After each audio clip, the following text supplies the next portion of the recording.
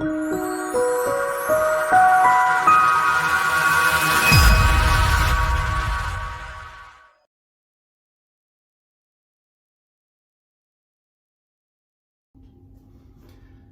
María Purísima, sin pecado concebida. Hoy seguimos con capítulo 11 del libro de Apocalipsis, versículos 3 a 6. En el nombre del Padre, del Hijo, del Espíritu Santo. Amén. Señor Jesús, pedimos tu Espíritu Santo.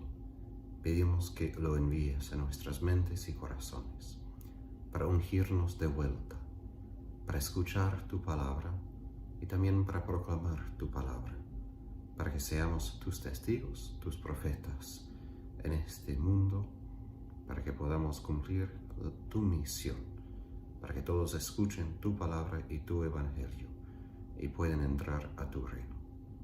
Todo eso pedimos en tu nombre, Jesucristo, nuestro Señor. Amén. María, Madre de Misericordia, ruega por nosotros. En el nombre del Padre, del Hijo, del Espíritu Santo. Amén. Voy a leer los 3 versículos completos y después voy a hacer el comentario. Pero haré que mis 2 testigos profeticen durante 1260 días cubiertos de sayal. Ellos son los 2 olivos y los 2 candeleros que están en pie delante del Señor de la tierra. Si alguien pretendiera hacerles mal, saldría fuego de su boca y devoraría a sus enemigos. Si alguien pretendiera hacerles mal, así tendría que morir. Estos tienen poder de cerrar el cielo para que no llueva en los días en que profeticen. Tienen también poder sobre las aguas para convertirlas en sangre y poder de herir la tierra con toda clase de plagas, todas las veces que quieran. Ahora, hasta este punto, la voz que viene del cielo queda sin identidad, sin nombre. Pero ahora, casi el contenido de la voz, sabemos que es Cristo, porque Él escogerá 2 testigos. Ahora, en los Evangelios, en Hechos de los Apóstoles, Jesús describe sus apóstoles como testigos. Testigo de una manera describe los que atestiguan a la verdad, particularmente en un contexto jurídico. Ahora, sabemos que en el Antiguo Testamento era necesario la presencia de 2 testigos en un caso judicial. Por esto Jesús envió los apóstoles 2 por 2 y aquí tenemos 2 testigos. Porque también sabemos que el Señor está como poniendo su caso frente del mundo. Sabemos que en el Evangelio de Juan hay un cierto tipo de caso judicial, ¿no? Sabemos que al fin Jesús padece y sufre porque Pilato lo encuentra reo en algún sentido y lo crucifica por la ley romana. Pero la ironía, la paradoja justo es, aun si Jesús fue condenado por el mundo, al fin de cuentas es el mundo en su pecado que queda condenado. Aun si Jesús muere justo para salvar, no para condenar. Pero el asunto aquí es que Dios, a través de su iglesia, quiere dar esos testigos, es decir, la plenitud de testigos, para que el mundo no pueda quejarse que Dios no ha dado la oportunidad para la conversión y arrepentimiento. De hecho, Dios solamente viene en juicio cuando ya ha dado todo el tiempo necesario para que el mundo se arrepienta y pueda cambiar y así ser salvado. Y aquí el número 2 asegura eso, de que si podemos imaginar un caso judicial de Dios contra el mundo, Dios como se justifica, es decir, manifiesta su rectitud, su santidad en que ha hecho todo bien, ha hecho todo lo que es necesario y más que necesario para que el mundo crea. Y así Dios no es reo, sino el mundo es culpable de no creer, como dice Jesús en el Evangelio de San Juan, que el pecado principal de lo cual el Espíritu convence nuestros corazones, particularmente los paganos, es su falta de fe, su falta de creencia en las palabras de Jesús y los que proclaman el Evangelio de Jesús. Ahora, esos dos testigos profetizan por esa misma cantidad de tiempo, por 1260 días. Es lo mismo que 42 meses, lo que habíamos escuchado en versículo 2. Ahora, eso simboliza el testimonio de la Iglesia y durante su peregrinación temporal a lo largo de la historia, sus 2000 y pico años, y también durante la prueba final. Ahora, perdón por la voz, todavía estoy recuperando mi voz. A lo largo de la historia de la Iglesia, varios santos han interpretado esos dos testigos de varias maneras. Al fin, habíamos escuchado que como hace referencia al poder de Elías y el poder de Moisés. Y también sabemos que en la Biblia encontramos personas que trabajaban, obraban o reclamaban la palabra de Dios como en pareja. Tenemos a Esdras y Nehemías, tenemos Josué y Zerubabel, y en el Nuevo Testamento tenemos a Pedro y Pablo. También en los tiempos cristianos tenemos a Santo Domingo y San Francisco de Asís. Hay más. Entonces, no es nada fuera de lo común que haya dos.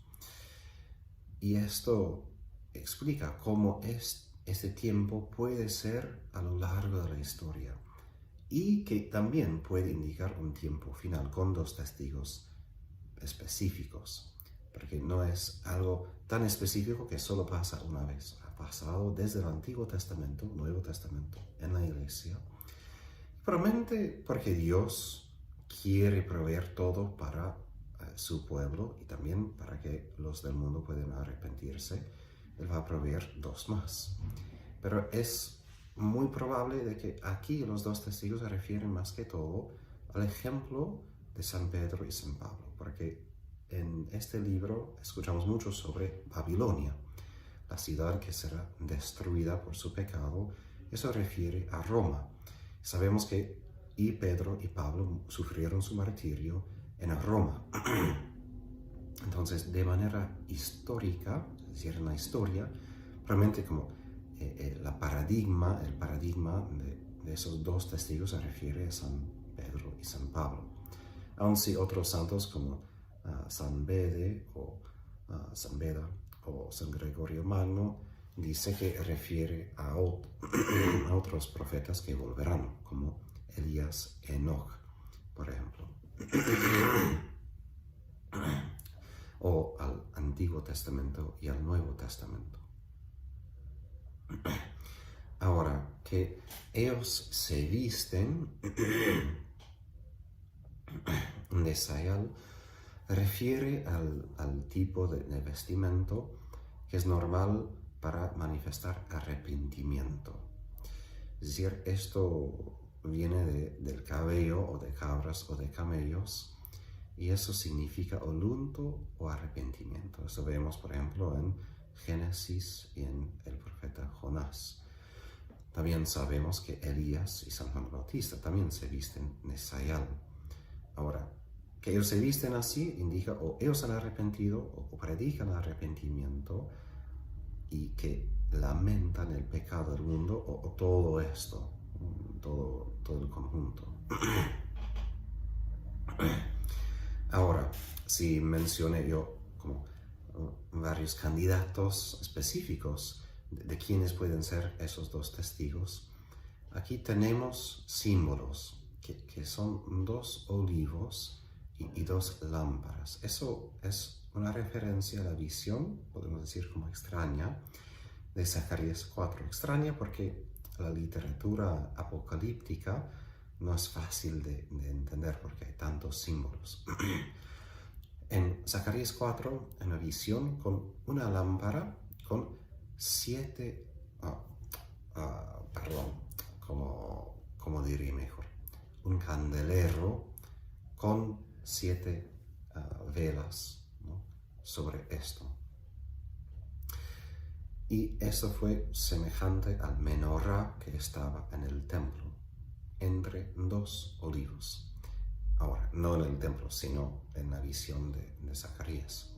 El candelero simboliza el segundo templo, que en el momento de Zacarías estaba todavía bajo construcción, aun a pesar de una oposición feroz. Eso leemos en Nehemías y Esdras. Ahora, las 7 lámparas sobre el candelero reciben aceite de una copa, un plato hondo, que recibe ese aceite de los 2 olivos que están a los 2 lados. Eso Zacarías describe como los 2 ungidos. Ahora, en Zacarías, eso refiere a Zerubabel, el gobernador, y el heredero davídico, y Josué, el sumo sacerdote. Ellos eran los líderes en la reconstrucción del templo.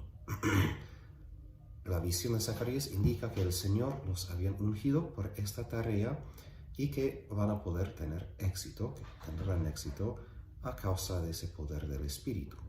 Ahora, la unción divina que ellos tenían fue tan abundante que no simplemente son ungidos con el aceite, sino que ellos mismos son olivos.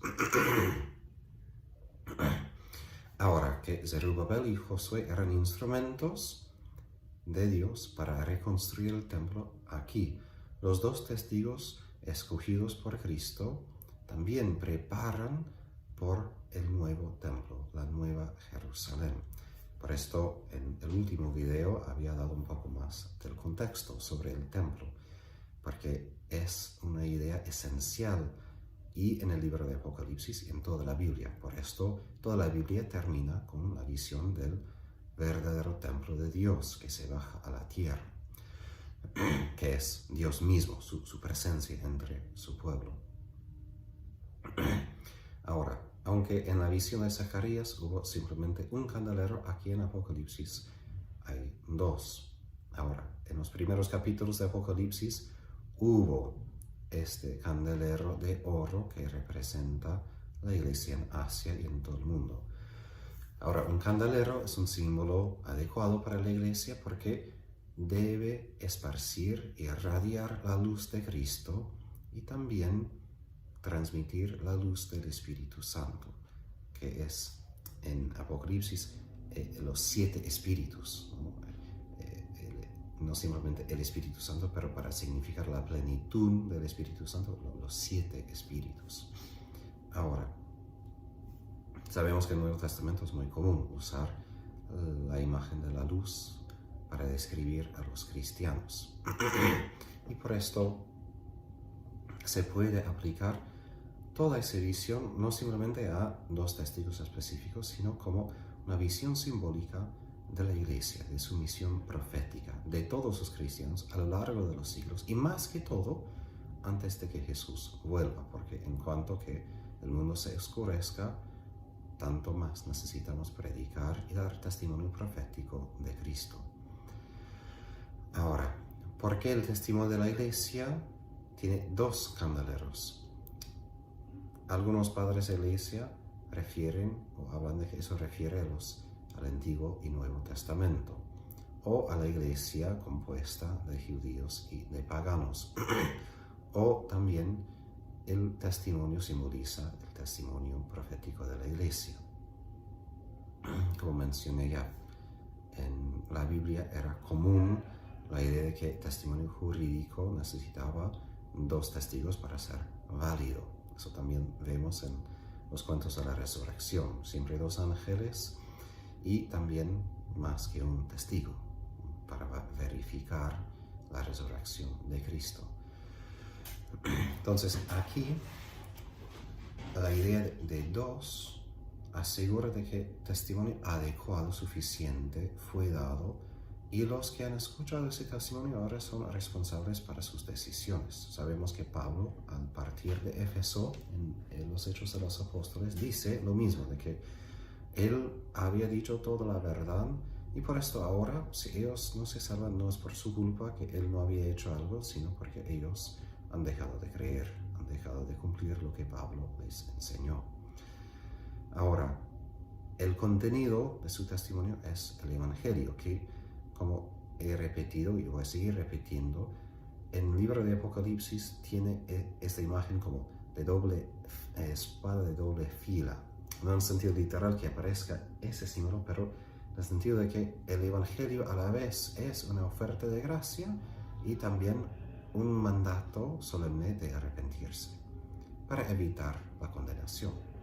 Entonces, el Evangelio completo siempre involucra y la oferta de gracia infinita, pero también la posibilidad de que si rechazamos esa gracia, de perdición final, ¿no? de pérdida en el infierno. Ahora, esos dos testigos profetizan con una unción divina abundante, irradian luz como esos candeleros, y así como ellos están en batalla contra el mundo o con el mundo.